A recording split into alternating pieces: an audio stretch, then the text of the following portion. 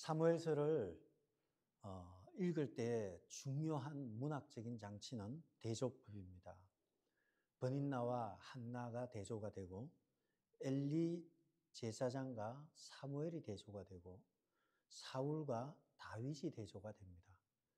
버닌나는 잘 나갔지만 나중에 쇠퇴하게 되고 한나는 아이가 없었지만 나중에 출산하게 되고요. 사무엘을 낳게 되죠. 엘리 제사장은 제사장이었지만 사무엘은 어린아이였고 그 사무엘이 나중에 큰 역사적인 왕정체제를 여는 중요한 기틀을 마련하는 역할을 하는 게 사무엘이 되고요. 사울은 왕으로 출발했지만 말년에는 사무엘상 31장에 비참한 자살로 최후를 맞이하게 되고 다윗은 위태위태한 삶 가운데서도 계속해서 승리하는 삶을 살게 됩니다. 사무엘서는 이와 같이 대조법이 중요한 문학적인 장치가 됩니다. 특별히 오늘 우리가 보고 있는 이 장면은 사울 왕이 마지막으로 가면서 어떤 일을 하는가? 사울의 문제는 도대체 무엇인가? 사울은 왜 쇠퇴할 수밖에 없었을까? 사울의 죽음은 왜 비참했을까에 대한 얘기를 같이 좀 보려고 합니다. 사울은 40세의 왕이 돼서요. 40년간 통치하였습니다. 사울의 말년을 우리가 지금 접하고 있습니다.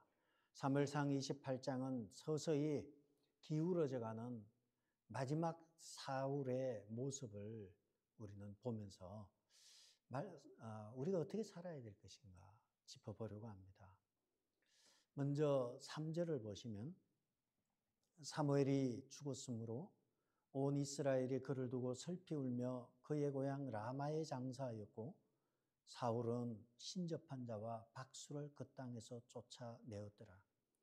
3절을 보면은 사울 왕은 사무엘의 죽음을 굉장히 슬퍼하고 있고 3절을 보면 그렇다 이 말입니다. 사울 왕은 사무엘이 죽은 것을 추모하고 그리고 사무엘이 일평생 그가 외쳤던 것은 하나님의 말씀과 하나님의 말씀을 백성들에게 가르치는 것이 사무엘의 일이었어요. 그래서 사울 왕은 내가 이 사무엘을 추모하여서 종교개혁을 일으켜야 되겠다 생각을 하고요. 3절에 보면 사울은 신접한 자, 박수, 이런 무당입니다. 어떤 사람은 신접한 자는 여자고 박수는 남자 무당이다 이렇게 보는 분도 있지만 설득력은 모르겠습니다. 신접한 자와 박수, 무당들을 그 땅에서 몰아내는 일을 사울 왕이 하게 됩니다. 그런데 이 신접한 자, 무당들을 몰아낼 때가 언제입니까? 사무엘이 죽었을 때 이 일을 합니다. 사무엘이 죽었을 때 어떤 일이 일어났는가 하면 온 이스라엘이 그를 두고 슬피 울며 그의 고향 라마에 장사하였다. 온 이스라엘이 사무엘의 죽음을 슬퍼할 때 뜬금없이 사울 왕이 종교개혁을 일으키는 것이죠. 이것을 보면서 우리가 알 수 있는 것은 사무엘과 사울은 평상시에 친했나? 돌아보면 둘이 사이가 안 좋았어요. 사무엘은 사울이 하는 것 마음에 안 들어 했고요. 사울 왕 역시 사무엘을 방문하지 않으므로 서로가 얼굴을 안 본 지 오래됐어요.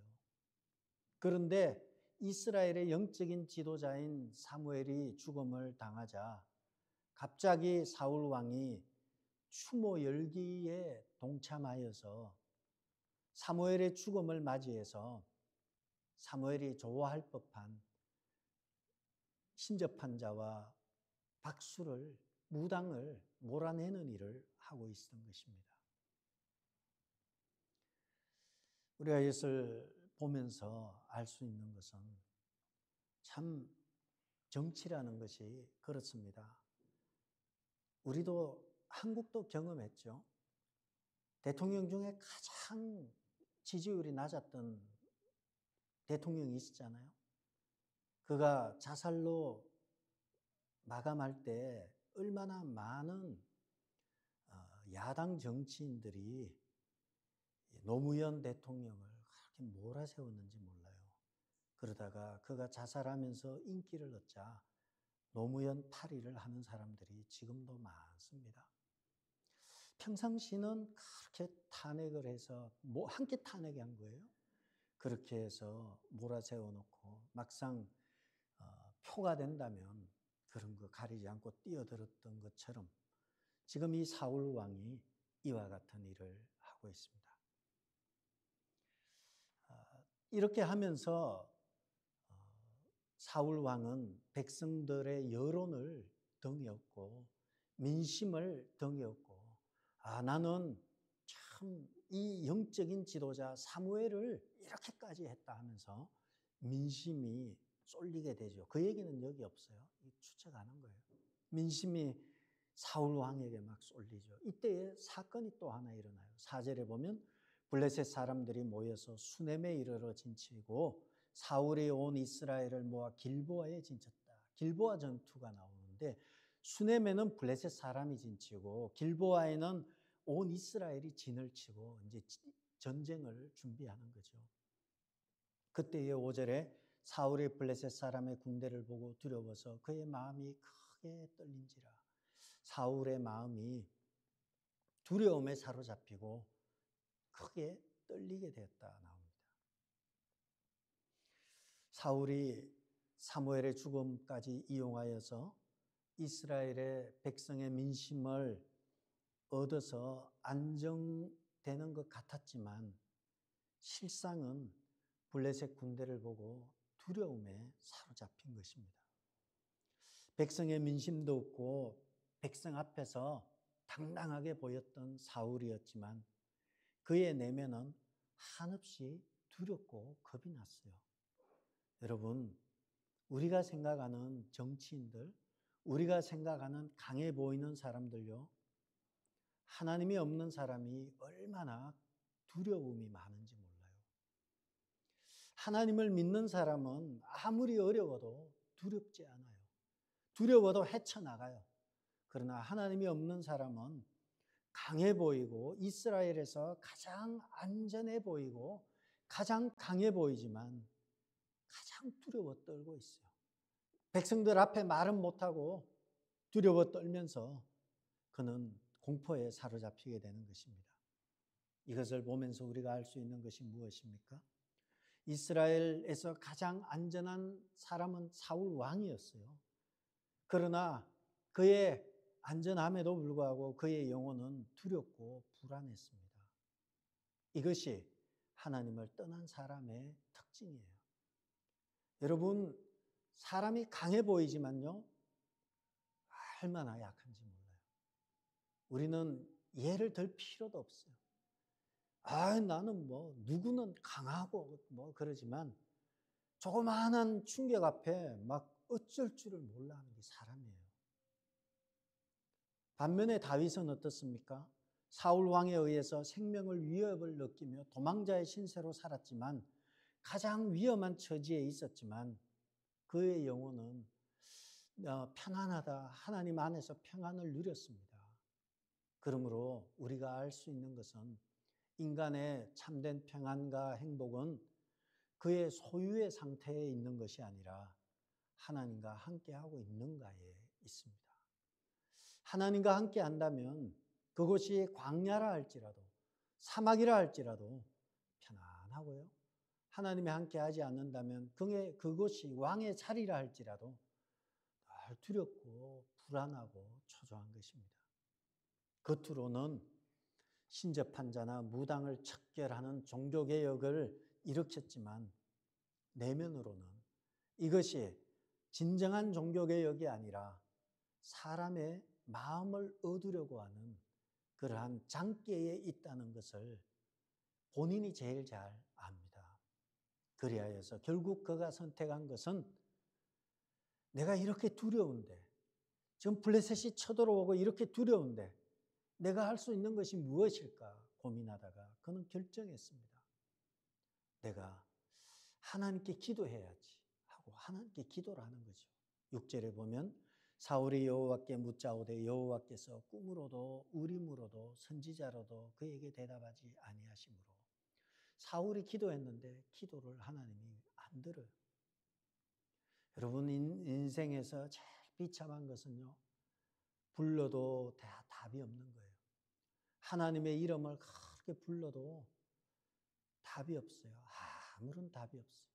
나가도 너무 나간 인생이에요.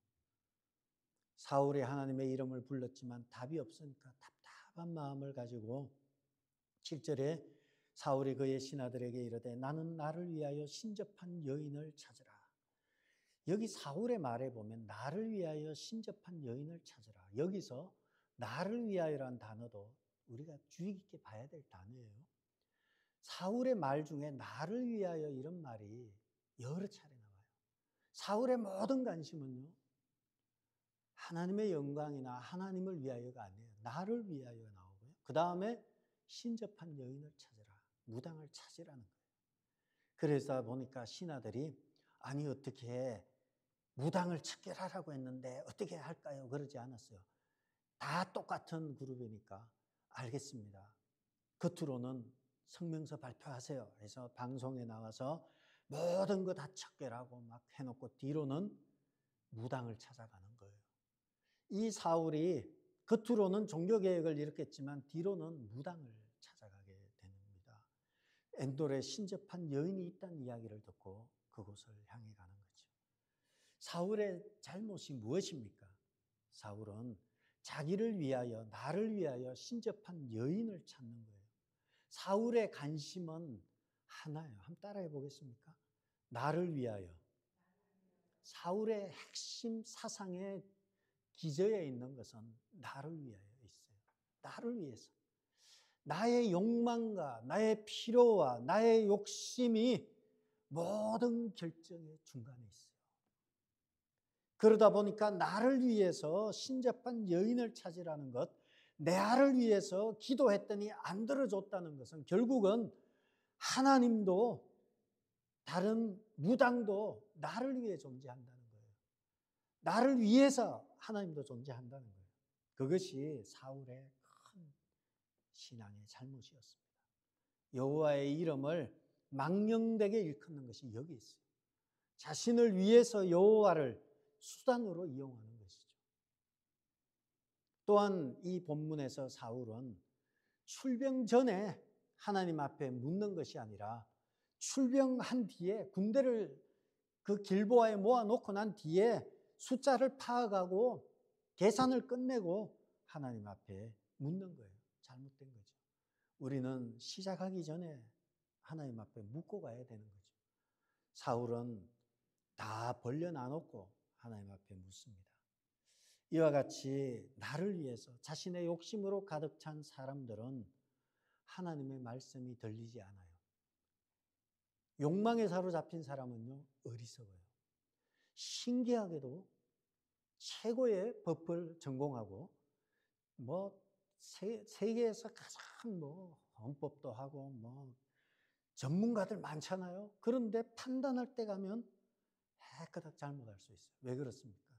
욕망이 딱 사로잡고 있으면요, 판단력을 흐려버려요. 저렇게 똑똑한 사람이, 저렇게 생각이 반듯한 사람이 어떻게 저렇게 판단할까는 결국은 10중 8구는 욕망에 사로잡힐 때가 많습니다. 그래서 욕심으로 가득 차 있는 사람들은 상식적이지 않고요, 하나님의 말씀이 들리지 않아요. 망할 사람의 특징이에요. 망할 사람은 하나님의 말씀이 들리지 않기 시작을 해요. 그러나 살 사람은 말씀이 들리기 시작을 해요. 여러분, 하나님의 말씀이 떠나는 사람은요, 위태로운 거예요. 굉장히 위태로운 사람이에요. 저 사람 망하겠구나. 말씀이 떠나면 망해요. 지금 사울이 떠나버렸어요. 불안한 마음을 감출 길이 없어서 그가 찾은 곳은 무당집입니다.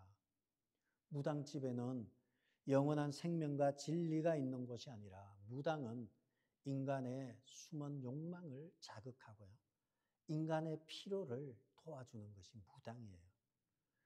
무당은 돈으로 판결하는 거예요. 돈 많이 주면 부적까지 써주면서 도와주고요. 무당은 사람들의 욕망을 자극하는 것입니다. 그렇게 해서 무당집을 찾아가게 됩니다. 그냥 찾아가기에는 이게 많이 창피하죠. 모든 무당을 다 내쫓으라 얘기해놓고 또 무당집에 찾아간다는 것이 사울로서는 많이 망신스럽습니다. 그래서 8절에 보면 사울이 다른 옷을 입어 변장하고 두 사람과 함께 갈새 그들이 밤에 그 여인의 집에 이르렀다. 다른 옷을 입고 갔다는 거예요. 전쟁 중에 왕이 그 전쟁 지역을 떠나서는 안 되잖아요. 그런데 밤중에 몰래 옷을 갈아입고 그냥 일반인인 것처럼 변장을 해서 돌아다니는 거죠. 그리고 전쟁 중에 함부로 움직여서는 안 됨에도 불구하고 움직였고, 두 번째는 신접한 자를 쫓아내라고 명령을 했음에도 불구하고 스스로 어기는 행동을 하였기 때문에 백성들의 눈을 피해서 안 그런 것처럼 하고 변장을 하였던 것입니다. 그렇게 해서 그 여인에게 찾아갔습니다. 그 여인에게 찾아가서 11절에 보시면 여인이 이르되 내가 누구를 네게로 불러 올리냐 하니 사울이 이르되 사무엘을 불러 올리라 하는지라. 여인이 사무엘을 보고 큰 소리로 외치며 사울에게 말하여 이르되 당신이 어찌하여 나를 속이셨나이까. 당신이 사울입니다. 무당이 알아봤죠. 우리 무당들을 숙청을 했던, 척결했던 그 사울이 지금 내 앞에, 무당 앞에 있는 거예요. 그러자 왕이 말하죠. 13절에 그에게 이르되 두려워 말라. 너가 무엇을 보았느냐. 여인이 사울에게 말하기를 내가 영이 땅에서 올라오는 것을 보았나이다. 사울이 그에게 이렇게 얘기를 하죠. 사무엘을 불러오는 이야기. 그러니까 이제 성경에서는 죽은 자를 불러올 수 있나? 이런 얘기가 신학적인 논쟁이 나오죠. 죽은 자를 불러올 수 있을까? 성경은 말합니다. 사람이 죽게 되면 그 혼은 즉시 지상의 세계와 차원이 다른 처소로 옮겨지게 되어 있습니다. 성경이 그렇게 증거합니다. 그러므로 그가 불러낸 그 혼은 죽은 자의 혼을 가장한 사단이나 귀신의 역사로 봅니다. 무당은 하나님과 사람 사이의 관계를 틀어버리는 이런 일을 하기 때문에 하나님께서 무당을 척결하라고 말씀하셨습니다.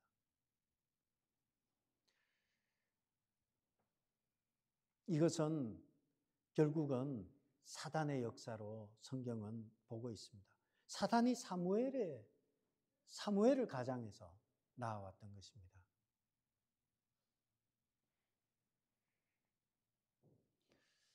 간혹 성경에는 이와 같이 죽은 자가 나타나는 경우가 가끔 있어요.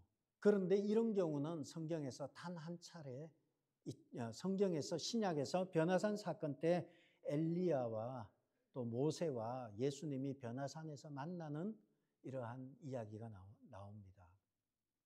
그러나 이것은 하나님께서 목적하시는 팔을 따라서 초월적인 능력으로 부르신 것이지 사울의 경우와 같이 인간적인 욕망을 위해서, 욕망을 충족시키기 위해서 부른 것은 아닙니다.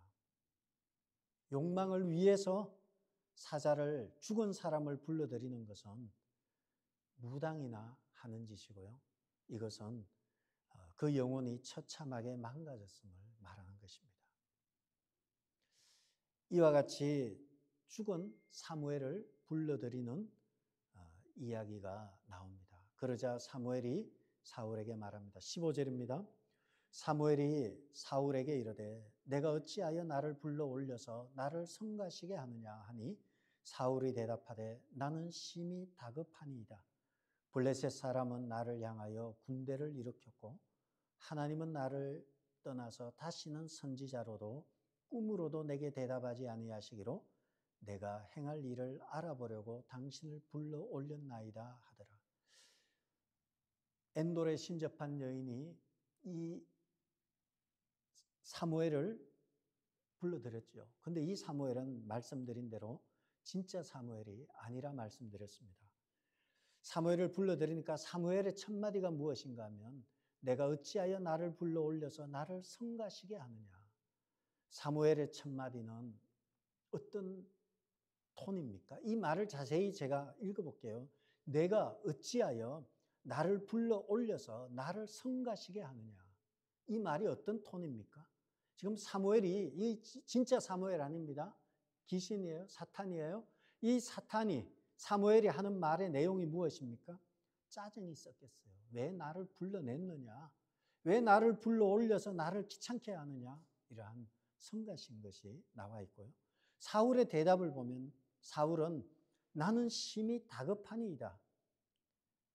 블레셋 사람이 나를 향하여 군대를 일으켰고 하나님은 나를 떠나서 다시는 선지자로 꿈으로도 내게 대답하지 아니합니다.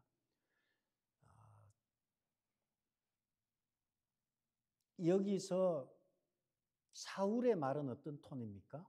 사울의 분위기는 불평하는 분위기예요. 사무엘의 말은 짜증이 섞인 말이고요. 사울의 말은 하나님이 내 기도를 듣지 않습니다. 불평하는 투가 사울의 말입니다. 사울 스스로 하나님의 말씀을 듣지 않는 길을 가버렸고 사울은 자신의 잘못이나 자신이 근본적으로 바뀌어야 하는 삶의 중심을 그대로 두고 하나님을 자신을 위해 변해주기를 기대하고 있는 것입니다. 여러분, 기독교와 이방 종교의 결정적인 차이는요, 우리 기독교는 하나님을 위해서 내가 존재하는 거예요. 그러나 이방 종교는 나를 위해서 하나님이 존재하는 거예요. 왜 하나님은 내 기도에 들어주지 않나요? 왜 하나님은 내가 그렇게 기도했는데 들어주지 않습니까? 그 말은 나를 중심으로 해서 왜 하나님은 나를 안 도와주냐라는 거예요. 기독교는 하나님 중심을 위해서, 하나님을 위해서 내가 존재하지만 이방 종교는 나를 위해서 하나님이 존재해 줘야 돼요. 요즘 내가 이렇게 정성을 들이고 이렇게 열심히 하는데 왜 하나님은 침묵하십니까? 왜 하나님은 그렇게밖에 내게 할 수 없습니까? 이렇게 하는 거죠. 지금 사울 왕의 얘기가 그래요. 내가 기도했는데 선지자로도 꿈으로도 내게 대답하지 않았습니다. 이렇게 불평을 하는 거예요. 이방 종교는 자기 중심성이 중심이에요. 하나님은 나를 위해 존재하는 분이 아님에도 불구하고 내가 하나님을 위해 존재하는 것이 바름에도 불구하고 사울의 신앙의 가장 큰 잘못은 바로 하나님이 나를 위해 존재해 줘야 된다는 거예요. 우주의 중심은 나라는 거예요. 이러한 마음 상태로는 절대로 하나님의 뜻을 알 수도 없고 하나님의 말씀에 순종할 수도 없습니다. 16절을 보시면 사무엘이 이르되 여호와께서 너를 떠나 내 대적이 되셨거늘 내가 어찌하여 내게 묻느냐. 17절 여호와께서 나를 통하여 말씀하신 대로 내게 행하사 나라를 내 손에서 떼어 내 이웃 다윗에게 주셨느니라. 신기하게도 이 사무엘은 성경에 있는 사무엘이 아니라 귀신이 가장한 사무엘이에요. 근데 하나님이 정확하게 하나님의 말씀을 하고 계셔요. 그렇다면 여기에 있는 사무엘이 진짜 사무엘일까 혼돈이 생기죠. 하나님께서는 구약의 민수기 22장에서 25장까지 거짓 선지자 발람을 통해서 하나님께서 이스라엘 백성을 축복하시는 장면이 나옵니다. 하나님은 방식과 그 모든 것은 하나님이 결정하셔요. 하나님은 귀신의 입을 통해서도 얘기할 때가 있어요. 귀신들은요, 귀신 들린 사람들이 예수님을 보면서 어찌하여 내게로 오셨습니까? 나를 떠나소서. 귀신들이 더 예수님에 대해서 더 잘 알아요. 그래서 야고보서 기자는 말하기를 내가 하나님이 한 분이신 줄을 믿느냐? 잘하는도다 귀신들도 믿고 떠드느니라. 귀신들도 너무 잘 아는 거예요. 하나님 한 분이시다. 그리고 귀신들이 멀리서 예수를 보고 달려와 절하며 큰 소리로 부르짖어 이르되 지극히 높으신 하나님이여 하나님의 아들 예수여 나와 당신이 무슨 상관이 있나이까 원하건대 하나님 앞에 맹세하고 나를 괴롭히지 마소서 나를 떠나소서. 귀신들도 하나님의 존재를 알아요. 하나님은 피조물과 같지 않아요. 모든 민족과 모든 세계와 모든 자연이 우리 하나님의 존재를 다 알고 있고요. 심지어 그 앞에 사단들도 하나님이 유일한 하나님이심을 압니다. 그러므로 하나님은 비록 사무엘이 말한 것 같지만 사무엘이 말한 것 같던 이 말씀을 하나님은 사단을 통해서 정확하게 사울의 운명에 대해서 말씀하고 계신 것입니다. 결론입니다. 살 사람과 망할 사람의 특징은 살 사람은 하나님의 음성에 민감하게 반응합니다. 그러나 망할 사람은 하나님의 말씀을 듣지 않습니다. 나이가 들수록 신앙생활의 연륜이 깊을수록 하나님의 음성에 민감한 여러분 되셔야 합니다. 나이가 들수록 자기 생각만 계속하고 자기 중심성, 사울이 말한 대로 나를 위해서 하나님께 구하라. 나를 위해서 신접한 여인을 구하라. 나를 위해서 자신을 끊임없이 자신의 이야기를 하는 것은 자신의 이야기를 하며 하나님의 음성을 듣지 않는 것은 망할 사람의 특징입니다. 사울 왕은 40세의 왕이 되어서 40년을 통치하였습니다. 도표 하나 띄워주시겠습니까? 사울 왕은 40세의 왕이 되어서요 40년을 통치해서 80세 죽었어요. 때로는 정신이 온전할 때도 있었어요. 그런데 때로는 통치 기간 내내 정신이 혼미했어요. 정신질환을 앓고 있었어요. 그래서 귀신이 들려서 다윗을 창으로 죽이려고 창을 던지기까지 한 것이 사울 왕이었어요. 40년 통치 기간 내내 그가 집중했던 것은 우리가 지금 사무엘상을 다 봤잖아요. 사무엘상 내내 사울이 집중했던 것은 사람들의 인기와 백성들의 시선과 백성들의 평가와 민심과 여론에 매달렸어요. 그래서 사람들 많은 데서 망신당하는 건 너무너무 싫어했어요. 사무엘 선지자가 와서 당신은 왜 하나님의 말씀을 듣지 않습니까? 이렇게 질책하였을 때 그가 한 얘기는 사울이 사무엘에게 말하기를 내가 잘못한 거 압니다. 나 잘못했습니다. 내가 잘못했지만 내가 여호와의 명령과 당신의 말씀을 어긴 것은 내가 백성을 두려워하여 그들의 말을 청종하였음입니다. 이렇게 변명하는 거예요. 하나님께서는 모세오경과 신명기에서 말씀하시기를 나를 존중히 여기는 자를 내가 존중히 여기고 내 말을 듣고 내 말을 청종하면 복을 받을 것이다 하였는데 사울 왕의 특징은 하나님의 말씀과 하나님의 말을 청종한 것이 아니라 그들의 말을 청종하였습니다. 백성들의 말을 따라간 거예요. 여호와의 명령과 당신의 말, 사무엘 선지자 당신의 말을 내가 어긴 것은 내가 백성이 두려워서 그들의 말을 청종하였습니다. 사울은 일평생 백성들의 인기에 연연하면서 인기를 잃고 싶지 않은 거예요. 하나님께 버림받고 사무엘에게 버림받아도 사람들에게 버림받지 않으려고 하였던 것입니다. 그래서 사람들 많은 데서 나를 좀 인정해 주세요. 그러면서 사무엘의 옷을 잡아당겼고 사무엘의 옷이 찢어져 버렸습니다. 그 사건 이후로 사무엘과 사울은 한 번도 보지 않습니다. 서로 등을 돌려버리게 되죠. 여러분, 사울 왕은 이와 같이 사람들을 쫓아다니다가 미쳐버린 거예요. 정신질환을 앓고 혼미해져 버리고 그리고 악몽에 시달리면서 괴로워하였던 것이 사울입니다. 사울 왕의 핵심은 무엇입니까? 사울 왕의 통치 기간 내내 그의 핵심은 사람들의 인기와 사람들의 시선과 사람들의 평가와 민심과 여론이었습니다. 말년에는 하나님의 음성이 전혀 들리지 않았어요. 전혀 들리지 않으니까 결국은 엔돌에 신접한 무당을 찾아가서 막 음성을 들으려고 하는 거예요. 무당 찾는 사람들의 마음이 다 그래요. 내가 듣고 싶은 얘기를 좀 듣고 싶은 거예요. 해달라는 거예요. 그렇게 사울은 40년 통치했습니다. 여러분 40년 짧은 시간 아닙니다. 참으로 길게도 지겹게도 다스렸어요. 하나님의 인내가 얼마나 큰지 몰라요. 하나님의 잣대로 보면 벼락을 내려 죽여야 되지만 기다리고 기다리는 거예요. 지금 이 시대를 놓고 주님이 기다리는 거예요. 아유, 기다리다가 우리가 갈 수도 있어요.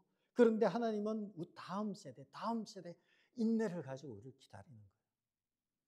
사울의 삶이 왜 이렇게 비참한 삶을 살았습니까? 하나님보다 사람을 의식하는 삶을 살았기 때문입니다. 그의 마지막 죽음의 순간의 장면이 31장 4절에 나와 있습니다. 31장 4절이 있나요? 없죠? 네. 31장 4절에 마지막에 그의 말을 한번 들어보시기 바랍니다. 마지막 장면입니다. 그가 무기를 든 자에게 이르되 내 칼을 빼어 그것으로 나를 찌르라. 할례 받지 않은 자들이 와서 나를 찌르고 모욕할까 두려워하노라 하나 무기를 든 자가 심히 두려워하여 감히 행하지 아니하는지라. 이에 사울이 자기의 칼을 뽑아서 그 위에 엎드러짐에 자살로 끝난 거예요. 사울의 마지막 말이 무슨 말인가 하면요. 할례 받지 않은 자들이 와서 나를 찌르고 모욕할까 두려워하노라. 무엇입니까? 마지막까지 그가 한 말은 체면이에요. 할례 받지 못한 자에게 내가 죽으면 이 체면을 중시 여겼던 거죠. 사울의 인생 한마디로 말하면 체면에 살다 체면에 죽은 거예요. 자기를 중시 여기다가 자기 무게에 깔려 죽은 것입니다. 여러분 우리는 놓고 보면 사울의 묘비에는 뭐라고 써야 할까요? 사울을 위한 조사를 한다면 사울에 대한 평가를 한다면 어떻게 해야 될까요? 사울의 장례식이에요? 그럼 어떻게 하겠습니까? 솔직하게 평가한다면 남의 눈 의식하다가 비참하게 가다 이렇게 하는 거예요. 사울의 말년은 40년 동안 왕으로 통치하였지만 그는 사람 눈 의식하다가 말년에 비참하게 최후를 맞습니다. 성경에 어느 누굴 보아도 정상적으로 건강한 사람이 없어요. 다 문제투성이에요.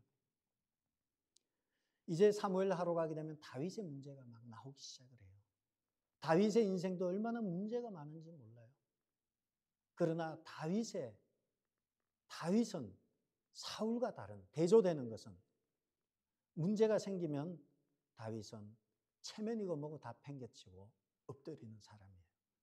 하나님의 법궤가 들어올 때에 배꼽을 내놓고 자기 미갈 앞에서 춤을 추면서 체면을 버린 사람이 다윗이고요. 문제가 생기면 엎드려서 하나님 앞에 긍휼을 구한 것이 다윗이었어요. 하나님을 무겁게 여겼어요. 하나님을 무겁게 여기고 자신을 가볍게 여겼어요. 그러나 엘리 제사장과 사울은 하나님을 가볍게 여겼어요. 자신을 무겁게 여겼어요. 무게추를 하나님을 무겁게 여기면 우리는 가벼워져요. 그러나 그 무게를 나를 무겁게 여겨버리면 그러면 말년이 힘들어져요. 다윗은 문제가 생길 때마다 하나님 앞에 엎드리고 문제를 내어놓았습니다. 그래서 다윗의 말투를 자세히 보면 많이 나오는 것이 내가 무엇이간데 사람이 무엇이간데 주께서 저를 생각하시며 사람이 무엇이간데 주께서 저를 긍고하십니까? 내가 도대체 뭔데? 다윗이 왕이 될 때도 그랬어요. 내가 뭔데? 하나님 나를 이렇게 여기시나? 그러나 사울은 사람을 의식하였던 것입니다. 그러므로 우리가 하나님 앞에서 나를 가볍게 여기고 하나님을 무겁게 여기고요. 엎드리는 사람은 살아납니다. 사울은 평생 사람 의식하다 비참하게 마무리했습니다.